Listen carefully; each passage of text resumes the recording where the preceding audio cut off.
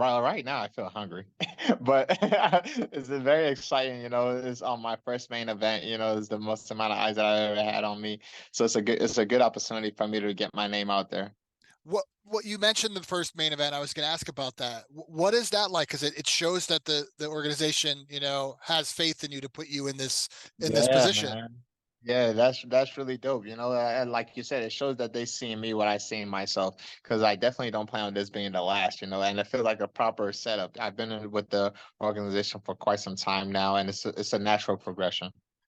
Are people asking about the time off? It's only a year, but that is a year out of the cage, ring rust, anything like that going to this one? Or you're not concerned with that? Nah, not at all. One, I'm kind of used to it at this point in my career, and two, I fight in my underwear in front of a million people. It's never a natural feeling, to be honest with you. That is true.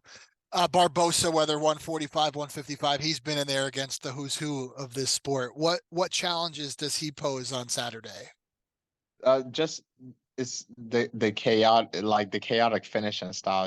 It's one of those things where you never really know what he's gonna do, but at least that it's gonna be aggressive. Is there a specific way you want to finish this fight, or whichever way presents itself? To be honest, flying armbar. Flying armbar, second, omoplata. So you're aiming strong. You're right outside the top 10. You're so close. Do you look forward? You get past a legend like this, how close you are, a couple more fights, how soon you want to be in that title picture, because you're not far off. Yeah, yeah, for sure. I'm not looking past Edson at all, but it's one of those things where even from my career, I want to get a lot more busy.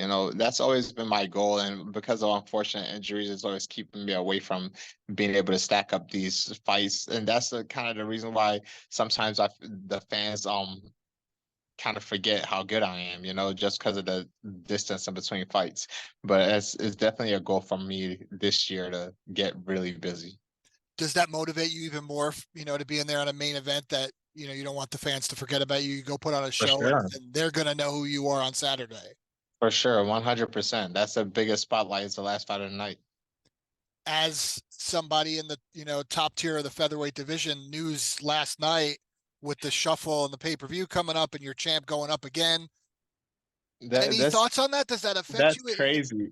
That is crazy, man. Like, because that same day they announced him versus Topuria.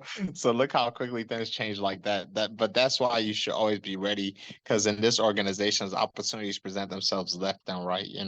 Because now we Topuria might be fighting for an interim belt, and you never know who they'll jump in that, and you never know who could be the replacement if somebody gets injured in that. So it's one of those things. I love being in the UFC. It's changed so much in my life, and there's even more potential for the future. A lot of times things happen, and it's like the what happens in the moment. You go in there and put on a show, and Taporia Exactly. needs opponent. Is As that a, something you'd be open to fight for?